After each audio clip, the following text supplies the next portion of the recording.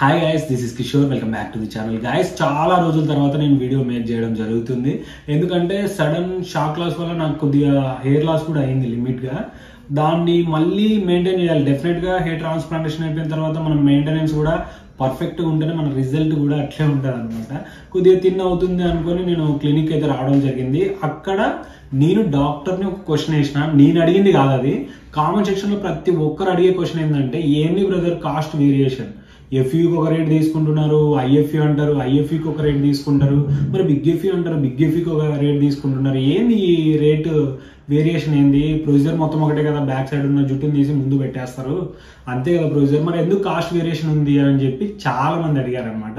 దీనికోసం ఈరోజు మీకు క్లారిటీ ఇవ్వబోతున్నా. నేను నా దగ్గర ఉన్న ముందు ఉన్న ఎక్విప్మెంట్స్ మొత్తం ఇప్పుడు బిగ్ ఎఫ్యూలో యూజ్ చేసే మెటీరియల్స్ అనమాట. బిగ్ ఎఫ్యూలో యూజ్ చేసే మెటీరియల్స్ ఎంత కాస్ట్ ఉంటాయంటే చాలా కాస్ట్ తో కూడుకున్నాయి. కాబట్టి బిగ్ ఎఫ్యూ కాస్ట్ కూడా ఎక్కువ ఉంటుంది. అందులో రిజల్ట్ కూడా న్యాచురల్ రిజల్ట్ రావడానికి ఛాన్స్ ఉంటుంది అనమాట. ఇంత కాస్ట్ ఎక్విప్మెంట్స్ వాడినప్పుడు డెఫినెట్ గా మంచి రిజల్ట్ రావాలి కదా. అందుకనే ఈ ఎక్విప్మెంట్స్, ప్రతి ఎక్విప్మెంట్స్ వల్ల మన రిజల్ట్ కూడా న్యాచురల్ గా కనిపిస్తుంది.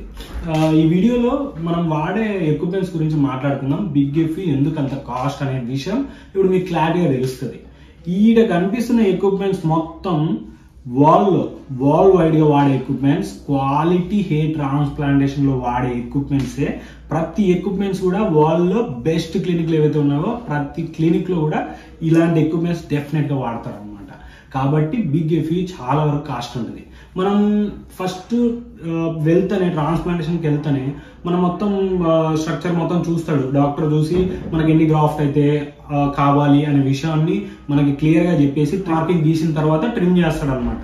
ట్రిమ్ చేసిన తర్వాత మనం వెళ్ళి అనస్థీసియా అయిపోయిన తర్వాత అక్కడి వరకు ప్రతి దానికి ఒకటే ప్రొసీజర్ ఉంటుంది. ఎఫ్యూకి ఒకటే ప్రొసీజర్ ఉంటుంది, ఐఎఫ్యూకి ఒకటే ప్రొసీజర్ ఉంటుంది, బిగ్ ఎఫ్యూకి కూడా ఒకటే ప్రొసీజర్ ఉంటుంది. మరి అదంతా అయిపోయి అనస్థీసియా అయిపోయిన తర్వాత ప్రొసీజర్ ఇక్కడే చేంజ్ అవుతుంది. అది ఎలా చేంజ్ అవుతుంది అంటే, అనస్థీసియా అయిపోయిన తర్వాత మనకు తీసుకునేది స్లిట్ మేకింగ్. స్లిట్ మేకింగ్ లో వాడే ఎక్విప్మెంట్స్ ఏంది? నార్మల్ ఎఫ్యూలో అయితే నీడిల్ వాడతారు, తెలుసుగా, నీడిల్, నార్మల్ నీడిల్. దాని కాస్ట్ ఎంత? అంతా కలిస్తే ₹2 నీడిల్ వచ్చేస్తుంది.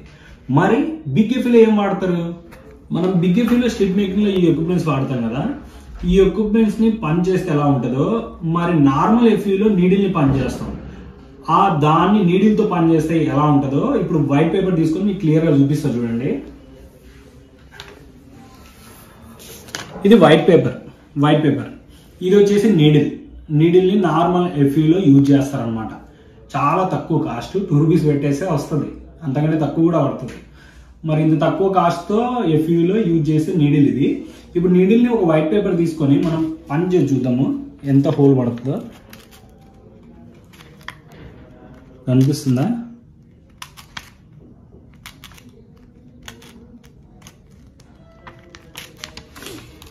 ఓకే, పని చేస్తే మీకు అర్థమవుతుందా? హోల్ కనిపిస్తుంది, క్లియర్గా హోల్ కనపడుతుంది కదా. ఇప్పుడు బిగ్ ఎఫ్యూలో వాడే బ్లేడ్ ని తీసుకొని మనం స్లిట్ మేకింగ్ చేద్దాం ఎట్లుందో.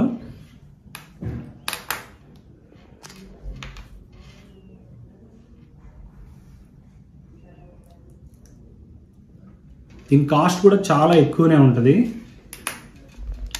ఇప్పుడు చూడు, ఇది నార్మల్ నీడిల్తో చేసింది.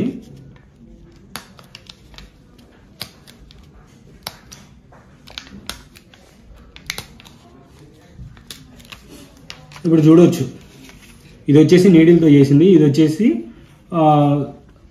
బిగ్ ఎఫ్యూలో వాడే బ్లేడ్తో చేసింది అనమాట. దీనివల్ల ఏమవుతుందంటే డెన్సిటీ కూడా ఎక్కువ పెట్టడానికి వస్తుంది, దీనివల్ల డెన్సిటీ కూడా పెట్టడానికి రాదు. తక్కువ కాస్ట్ లో చేసే టెక్నిక్ ఇది ఎక్కువ కాస్ట్ లో చేసే టెక్నిక్ బిగ్ ఎఫ్యూ టెక్నిక్. అందుకనే ఈ బ్లేడ్ అంత కాస్ట్ పడుతుంది. అంత కాస్ట్ పడుతుంది కాబట్టి బిగ్ ఎఫ్యూ టెక్నిక్ కూడా ఎక్కువ కాస్ట్ చార్జ్ చేస్తారు. అలానే ఆ టెక్నిక్ లో కూడా న్యాచురల్ రిజల్ట్ రావడం జరుగుతుంది. ఈ బ్లేడ్ లో 2 టైప్స్ ఉంటాయి. మళ్ళీ ఇది ఒకటే బ్లేడ్ కాదు, మనం సర్జరీకి యూజ్ చేసే బ్లేడ్ ప్రతి ఒక్కరికి 2 టైప్స్ యూజ్ చేస్తారనమాట.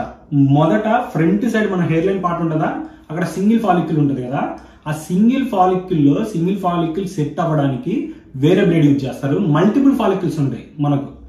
సపోజ్ సింగిల్ ఫాలిక్యుల్ వల్ల న్యాచురల్ రిజల్ట్ వస్తుంది. ఫ్రంట్ ఏరియాలో సింగిల్ ఫాలిక్యుల్ పెడితే మల్టిపుల్ గ్రాఫ్స్ మనం మిడిల్ సైడ్ అట్లా యూజ్ చేస్తారు కాబట్టి ఆ మిడిల్ సైడ్ యూజ్ చేయడానికి వేరే నీడిల్ ఉంటుంది కాబట్టి బిగ్ ఎఫ్ఈ స్లిట్ మేకింగ్ లో ఈ నీడిల్ వాడతారు. ఇప్పుడు స్లిట్ మేకింగ్ అయిపోయిన తర్వాత బ్యాక్ సైడ్ డోనర్ ఏరియా నుంచి గ్రాఫ్ట్ తీసి ఫ్రంట్ సైడ్ ఇంప్లాంట్ చేయాలి. గ్రాఫ్ట్ తీయడానికి చేసే ప్రొసీజర్ ని ఎక్స్ట్రాక్షన్ ప్రొసీజర్ అంటారు అనమాట. ఎక్స్ట్రాక్షన్ ప్రొసీజర్ లో ఇది వాడతారు. ఇది వచ్చేసి దీంట్లో సైజ్ ఉంటుంది. సింగిల్ ఫాలికల్ కి వేరే సైజ్ ఉంటుంది, డబుల్ ఫాలికల్ కి వేరే సైజ్ ఉంటుంది. ఎఫ్యూలో వాడే ఎక్విప్మెంట్స్ వేరేలా ఉంటుంది అండ్ బిగ్ ఎఫ్యూలో వాడే ఎక్విప్మెంట్స్ వేరేలా ఉంటుంది అనమాట. ఇది ఎక్స్ట్రాక్షన్ ప్రొసీజర్ లో వాడతారు. నెక్స్ట్ వచ్చేసి మెయిన్ ఇంపార్టెంట్ ప్రొసీజర్ ఏంటంటే ఇంప్లాంటేషన్ లో నార్మల్ ఎఫ్యూ టెక్నిక్ లో వాడేది వచ్చేసి నీడిల్ లానే ఉంటది అనమాట. అది ఆ నీడిల్ లానే ఉండి దీన్ని తీసుకొని ఇందులో గ్రాఫ్ట్ పెట్టేసి ఇందులో నుంచి లోపల పంపిస్తారు. ఇది ఎఫ్యూ ప్రొసీజర్ లో వాడతారు. బిగ్ ఎఫ్యూలో మాత్రం ఇంప్లాంటర్ వాడతారు. ఈ ఇంప్లాంటర్ కూడా కాస్ట్ చాలా ఎక్కువ ఉంటుంది. ఇంప్లాంటర్ బిగ్ ఎఫ్యూలో యూజ్ చేస్తారు. నార్మల్ ఎఫ్యూలో నీడిల్ తోనే యూజ్ చేస్తారు. నీడిల్ తీసుకొని ఫోర్స్ తీసుకొని యూజ్ చేస్తారు. కానీ ఇందులో డెఫినెట్ గా ఇంప్లాంటర్ తోనే మనకు గ్రాఫ్ట్ ని డ్యామేజ్ కాకుండా ఇంప్లాంట్ చేస్తారు.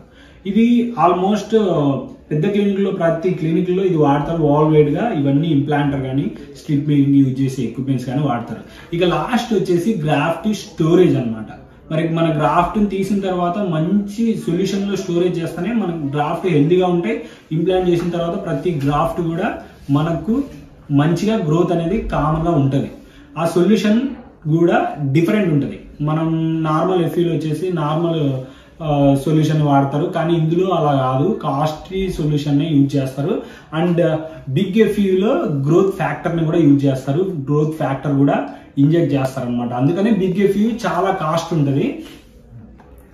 గ్రాఫ్ట్ స్టోరేజ్ కూడా సొల్యూషన్ కూడా మంచి సొల్యూషన్ యూజ్ చేస్తారు. హైపోథర్మల్ సొల్యూషన్ అయితే గ్రాఫ్ట్ స్టోరేజ్ కి యూజ్ చేస్తారు. ఇవన్నీ ఎక్విప్మెంట్స్ వాడతారు కాబట్టి మంచి ఎక్విప్మెంట్స్, కాస్ట్లీ ఎక్విప్మెంట్స్ వాడతారు కాబట్టి బిగ్ ఎఫ్యూ కాస్ట్ కూడా చాలా ఎక్కువ ఉంటుంది. వచ్చిన రిజల్ట్ కూడా మన చూడొచ్చు కేస్ స్టడీస్ లో బిగ్ ఎఫ్యూకి చాలా మంచి రిజల్ట్ వస్తుంది. ఇంప్లాంటర్ ఎఫ్యూలో కూడా మంచి రిజల్ట్ వస్తుంది. ఇంప్లాంటర్ ఎఫ్యూలో డిఫరెన్స్ ఏంటంటే ఓన్లీ గ్రోత్ ఫ్యాక్టర్ ని యూజ్ చేయరు అండ్ స్టోరేజ్ కోసం వాడే శాంపిల్ ని యూజ్ చేయరు. ఇవన్నీ వాడడం వల్లనే మనకు బిగ్ ఎఫ్యూ కాస్ట్ అనేది పెరిగిపోతుంది అనమాట. నార్మల్ ఎఫ్యూకి బిగ్ ఎఫ్యూకి కాస్ట్ చాలా ఎక్కువ అవుతుంది. మీకు అర్థమైంది అనుకుంటా మీకు కాస్ట్ ఎందుకు వేరియేషన్ ఉంది నార్మల్ ఎఫ్యూకి బిగ్ ఎఫ్యూకి అని చెప్పి. ఒకవేళ వీడియో నచ్చితే తప్పకుండా లైక్ చేయండి, షేర్ చేయండి, సబ్స్క్రైబ్ చేసుకోవడం మాత్రం మర్చిపోకండి. ఇలాంటి వీడియో చేయాలంటే మీ సపోర్ట్ డెఫినెట్ గా కావాలి కాబట్టి ప్లీజ్ ఎవరైనా లైక్ చేయడం మాత్రం మర్చిపోకండి. This is Kishore signing off. Love you all, take care. Also bye. 2 నెలల ముందు అనమాట. Save water.